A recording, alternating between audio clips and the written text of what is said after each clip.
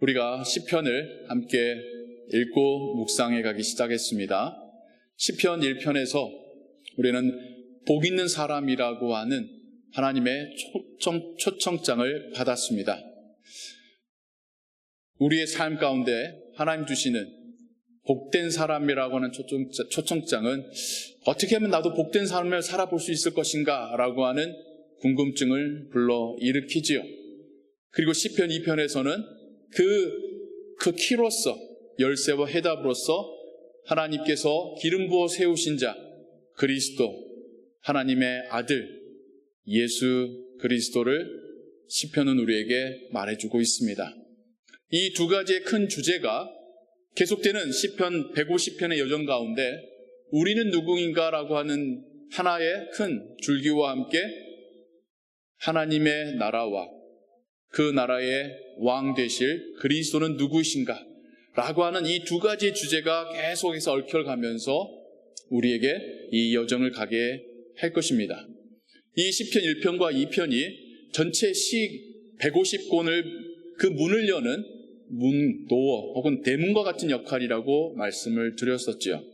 그리고 이제 오늘 우리는 그 3편으로 정말 본격적인 첫 여정의 발을 떼게 되었습니다. 그런데 글쎄요, 이런 기대감을 가지고 이제는 시를 읽어가는 우리에게 이 처음 만나는 이 3편의 시는 다소 당혹감을 안겨줍니다. 심지어 그 제목에서부터요. 시편 150편 중에 제목이 없는 것도 상당수지만 제목이 있는 것도 상당수입니다. 특별히 제가 5묶음의 책이 있다고 했죠. 첫 번째 묶음에는 제목들이 참 많아요.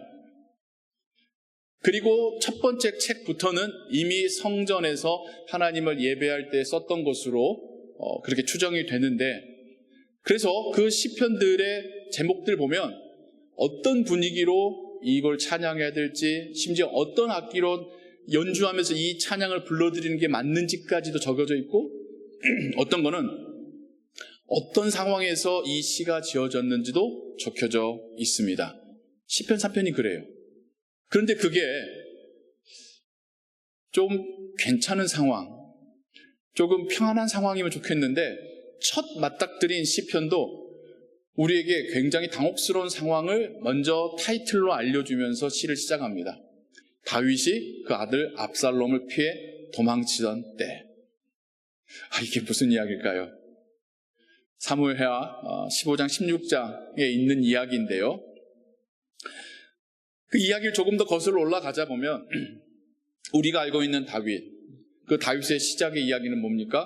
어린 소년 다윗이 물맷돌로 골리앗 장수를 쓰러뜨린 이야기서부터 우리가 알고 있는 다윗의 용맹하고 멋있는 어떤 그 왕으로서의 성장기를 알고 있지요. 그 이후에 다윗은 군대 장관이 됩니다. 그리고는 그 용맹함과 하나님 주신 지혜로 부하 군사들과 함께 나아가 싸우는 전쟁마다 승리를 합니다. 사울왕도 부하 장수 다윗이 사랑스럽고 아주 좋았을 뿐만 아니라 백성들도 얼마나 이 다윗이 귀하고 훌륭하고 사랑스럽게 느껴졌겠어요. 다윗에 대한 칭송과 그의 명성, 사람들로부터 받는 그 인기가 그냥 하루가 멀다 하고 올라가고 있습니다. 그러자 사울왕이, 멘탈이 약한 사울왕이 여기에 위기감을 느낍니다. 혹 이가 내 왕위까지도 빼앗는 건 아닐까? 이미 하나님을 떠나고 하나님의 은혜가 공급되어지지 않는 사울왕은 정상적인 사고를 할 수 없는 상황이었습니다. 그래서 그는 다윗을 죽이기로 합니다. 그렇게 충성스러운 다윗을, 자신을 위해서, 나라를 위해서 그렇게 충성되게 싸웠었던 다윗을, 그 누구보다 이 나라에 필요한 그 다윗을 죽이기로 작정합니다. 그때 다윗이 사울을 피해서 광야로 나아가죠. 광야를 헤매며 참 힘든 시간을 보냅니다.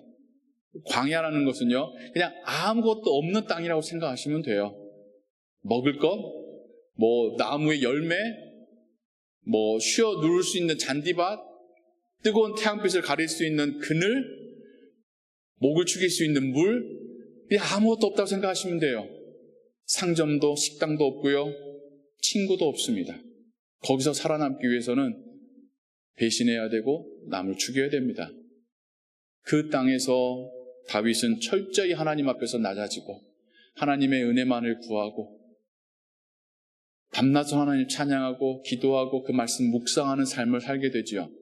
그게 오히려 다윗의 영적 훈련의 혹은 성장의 시기가 됩니다. 그래서 심지어 그가 동굴에서 사울왕을 직접 죽일 수 있는 2번의 기회가 있었음에도 불구하고 비록 그가 못난 왕이지만 하나님이 세운 왕이시기에 그의 생명에 손을 대는 것을 주저하며 그를 살려 돌려보내죠. 사울왕에게나 하나님 앞에서 인정받는 순간이었었습니다. 사울왕은 전쟁터에서 비참하게 생을 마감하고 다윗이 자연스럽게 왕위에 오릅니다. 그리고 그가 그동안 좀 하나님 앞에서 간구하고 기도했던 대로 충성되어 이 나라를 섬길 시작을 하지요. 그래서 다윗의 그 초기, 그의 통치 시기 초기에는 나가는 전쟁마다 승리를 하게 됩니다. 이웃 나라들이 이제 다윗과 다윗의 군대를 두려워하고 다윗에게 이제 조공을 바치게 됩니다. 그 모든 나라 위에 우뚝 서게 되는 이스라엘. 그 이스라엘의 가장 높은 곳에 앉은 다윗 왕의 모습을 상상해 보십시오. 이젠 심지어 군사들마저도 왕이시여, 왕의 안전이 우리나라의 완전 안전입니다. 왕이 혹 전쟁터에 나가서 다치면 큰일입니다. 왕궁에 계십시오. 우리만 나가서 싸워도 이길 수 있습니다. 이제는 전쟁에 나가지 않아도 되는 때가 되었습니다. 와, 이걸 어떻게 비유할까요? 처음 사업을 시작해서 발품 팔고 처음 이제 고용한 그 고용인들과 함께 그냥 밤낮으로 땀 흘리며 이 사업체를 일궈 가다가 이게 점점 커지고 이제 프랜차이즈가 늘어나니까 이제는 현장에서 발로 뛰는 것이 아니라 사무직에서 이제 결제만 하면 되는 높은 직위까지 올라가게 되었습니다. 근데 사람이 평안하고 잘 되고 근심 걱정 없고 이제부터는 이렇게 쭉 가면 될 거야 라고 했을 그때가 어찌 보면 신앙적으로 제일 취약한 때인 것 같아요. 성경은 그때부터 다윗이 영적으로 무뎌지고 오만해지는 것을 그리고 있습니다. 자신의 부하 장수들은 그 나라를 위하여서 전쟁터에 나가서 목숨 걸고 싸우고 있는데 자기는 한가롭게 거닐다가 목욕한 한 여인을 보고 탐심이 생겨서 취하죠. 심지어 아기까지 갖게 되네요. 그런데 그 아내가, 그 여인이 충성스러운 부하장수 우리아의 아내라는 것을 압니다. 어떻게 해야 될까요? 먼저 하나님께 회개하고 사죄하고. 그런데 다윗이 택한 건 그게 아니에요. 이걸 덮는 방법을 택합니다. 어떻게 해요? 그를 불러다가 죽이는 방법으로. 그 예전 사울왕이 다윗에게 했던 것이 떠오르네요. 다윗을 식탁자리로 불러다가 창으로 던져 죽이려고 했었던 사울의 모습이 이제는 다윗에게 오버랩되어 보입니다. 그리고 그렇게 죽여요. 그의 손에 편지를 들려서 전쟁터로 다시 보내는데 그 편지의 내용이 이 사람을 전쟁터 맨 앞에 세워라. 장군이 알아요. 무슨 뜻인지. 죽이란 뜻이죠. 그렇게 죽게 됩니다. 그리고는 태연하게 마치 남편을 잃은 그 부하장수의 아내를 내가 거둬준다는 식으로 바세바를 데려다가 자기 궁에 들입니다. 하나님이 선지자를 보내셔서 말씀하시죠. 내가 네가 한 거 다 보았노라. 너의 집에 칼이 떠나지 않을 것이다. 너무 무서운 하나님의 심판의 메시지입니다. 경고도 너 그러면 안 돼도 아니에요. 그냥 하나님이 딱 정확하게 도장 찍듯이 말씀하십니다. 너의 집에 칼이 떠나지 아니하리라.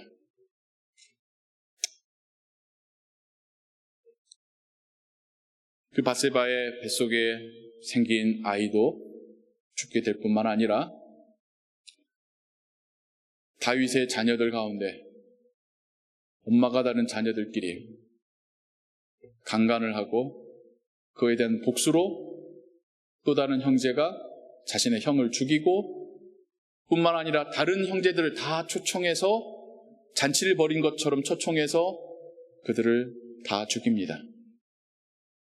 그리고는 사람들을 규합해서 다윗성으로 진격해 옵니다. 그 아들이 압살롬이에요. 오늘 우리 시편에 그 타이틀에 있었던 다윗이 압살롬을 피하여 도망치던 때의 그 압살롬입니다.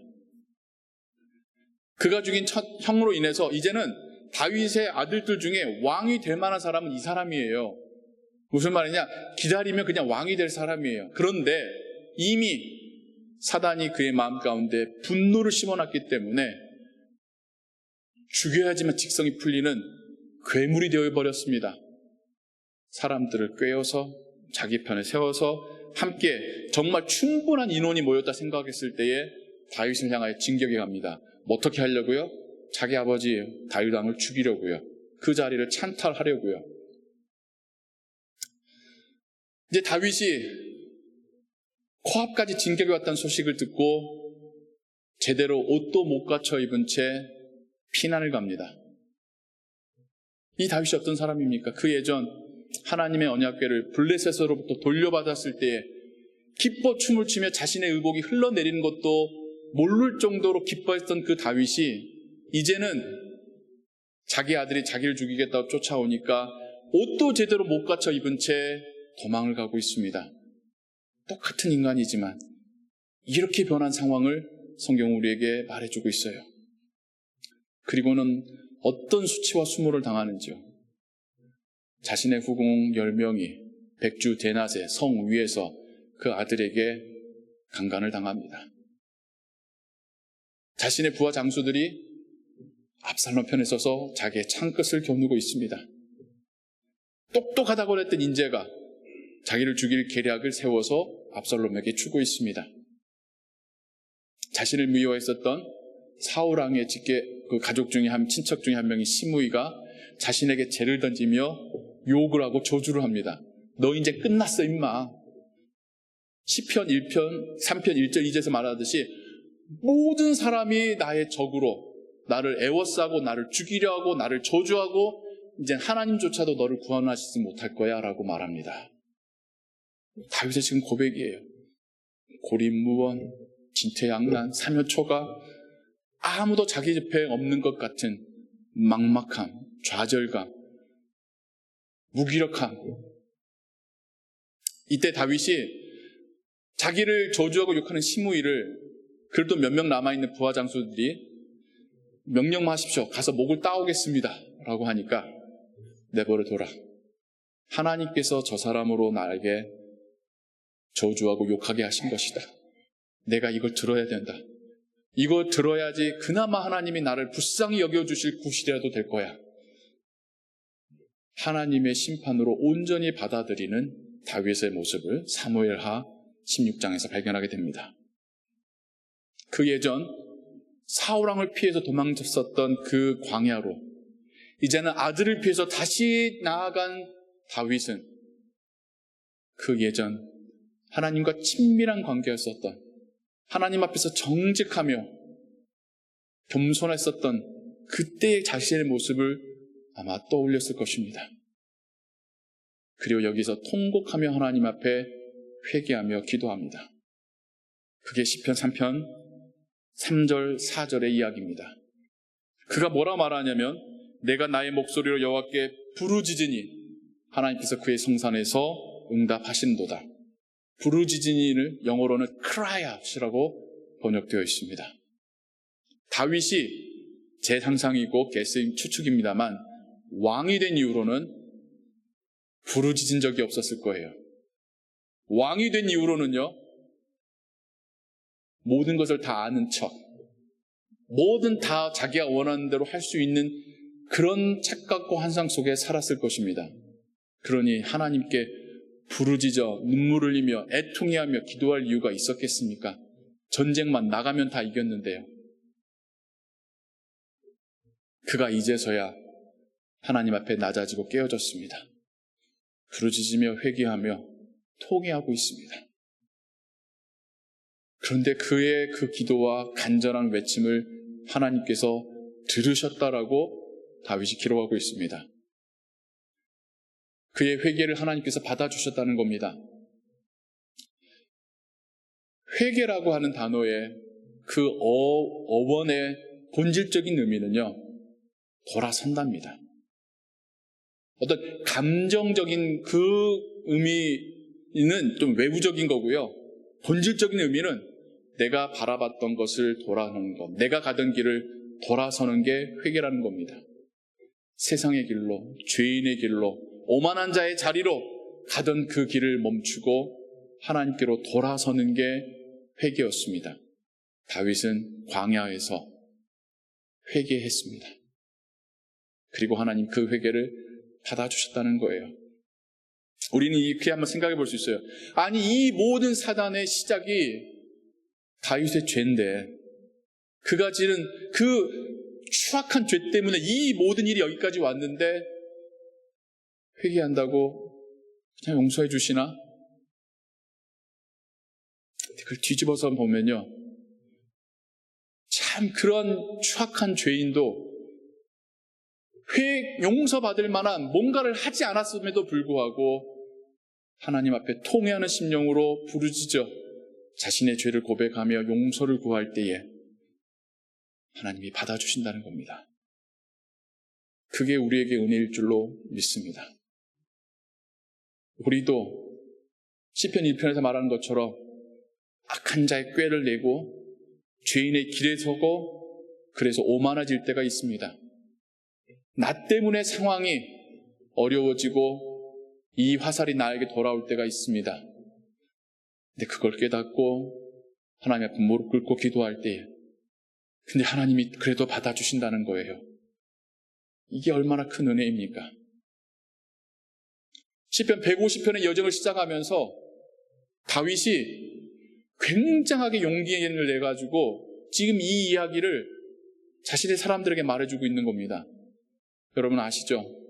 내가 어떤 인간이었었는지를, 얼마나 추악한 범죄를 저질렀었는지를, 얼마나 부끄러운 존재였었는지를, 얼마나 저주받고 비난받아 마땅한 존재였었는지를, 그런 저도 그렇게 모든 사람에 둘러싸여 저주받고 비난받고 절망 가운데 있었던 저도 그 광야에서 부르짖어 회개하며 하나님 붙드니 하나님이 용서해 주시더라고요. 여러분, 하나님께로 돌아오십시오. 내가 지은 죄로 인하여 겪는 어려움에서도 이렇게 회개하며 애통해 할 때에 하나님이 그 자비와 긍휼을 베풀어 주신대 하물며 나 때문이 아닌 이 범죄로 가득한 세상에서 의도치 않은 일로 우리가 피해자가 되어서 겪는 어려움에 하나님이 무관심한 척 하시겠습니까? 우리의 눈물을, 우리의 한숨을 하나님이 못 들은 척, 못 본 척 하시겠습니까? 시편은 우리에게 그런 이야기를 해주고 있는 겁니다. 우리의 이 여정 가운데 언제든지 힘들 때, 언제든지 낙심될 때, 언제든지 길이 없다 생각했을 때 그때가 바로 하나님 앞에 무릎 꿇고 기도할 때입니다. 이런 다윗도 하나님이 용서하시고 받아주셨지 않습니까? 여러분, 하나님께로 돌아오십시오. 하나님께로 방향을 돌리십시오. 하나님께서 들으시고 받아주실 것입니다. 시편은 3편은 우리에게 그런 이야기를 해주고 있습니다. 우리가 살아가다 보면 참 구덩이에 빠진 것 같은 느낌이 있을 때가 있잖아요. 나나 내가 사랑하는 가족이 쉽게 치료하기 어려운 질병에 걸릴 때, 그 치료 다 받고 있는데 감당하기 어려운 병원비리 날라올 때에, 의도치 않게 해고당했을 때에, 해고당했는데 차도 고장났을 때에, 뿐만 아니라 사랑하는 가족과 오해로 남보다 못한 관계처럼 서로 싸우고 등 돌렸을 때에, 주변 사람들이 나의 삶에 대하여 오해하며 비난하는 것을 들었을 때에, 여러 가지 상황 가운데 우리는 내가 뭘 어떻게 못할 것 같은 구덩이에 빠진 것 같은 느낌을 겪을 때가 있습니다. 심지어 때론 그게 나의 잘못일 때도 있고, 때로는 그게 아닌데도 내가 어느 순간 여기에 이 상황 가운데 처했을 때도 있을 수 있습니다. 그때가 우리가 하나님께 무릎 꿇고 기도할 때입니다. 물론 이런 생각할 수 있어요. 좋을 때는 하나님 안 찾다가 힘들 때만 하나님 찾는 내가 너무 부끄럽습니다. 힘들 때라도 찾으라고 하나님이 부르시고 계시는 겁니다. 그렇죠? 좋을 때는 하나님 앞에 간절하게 부르짖는 기도가 드려지지 않지요. 다윗도 그랬었습니다. 힘들 때라도 하나님 앞에 무릎 꿇고 기도하면 자비가 많으신 하나님이, 인내가 많으신 하나님이 우리를 용서해 주신다라는 것이 성경의 약속입니다. 그리고 우리가 살아가는 이 신앙 여정 가운데 가장 첫 번째로 우리에게 주시는 하나님의 은혜의 메시지입니다. 내가 필요할 때 그때라도 나에게 돌아오려. 내가 너의 얼굴을 보고 너의 기도를 듣고 너의 눈물을 닦아줄게. 우리가 이 약속 붙들고 살아가기를 소원합니다. 우리가 아무리 하나님의 자녀이고 믿는 자여도 우리도 어려울 때 있습니다.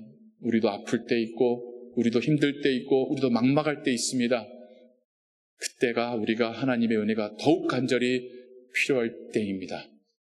나의 죄의 용서든 내가 부족했던 지혜를 하나님께서 공급하시는 거든 아니면 필요한 사람을 채워주시든 그때가 하나님께서 우리 삶 가운데 찾아오셔서 역사하실 때입니다. 찾아오시겠다라고 만나주시겠다고 약속하신 것이 시편 3편입니다. 이 기도가 우리의 기도가 되고 우리의 고백이 되기를 소원합니다. 하나님 붙들고 하나님 바라보며 나아가는 여러분들 되시기를 주님의 이름으로 축원합니다. 기도하겠습니다. 하나님 우리 아버지, 때론 우리가 감당할 수 없는 일들 앞에 설 때가 있습니다. 우리의 지혜와 우리의 능력으로 우리가 알고 있는 방법으로는 도저히 빠져나갈 수 없는 구덩이에 빠진 듯한 기분이 들 때가 있습니다. 온통 사람들이 나를 비난하고 오해하고 조롱하고 미워하는 것 같은 느낌이 들 때도 있습니다.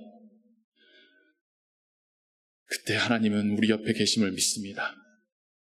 우리의 눈물을 보시고 우리의 기도를 들으심을 믿습니다. 우리에게 힘주시고 우리의 손을 붙들어 일으켜 세우심을 믿습니다. 심지어 나의 죄로 인해 겪는 이 어려움들 앞에서도 하나님이 우리를 용서하심을 믿습니다. 그렇듯 하나님 바라보고 하나님 의지하고 하나님과 함께 걸어가게 하여 주옵소서. 우리의 인생 여정에 주 없이 살 수 없음을 날마다 고백합니다.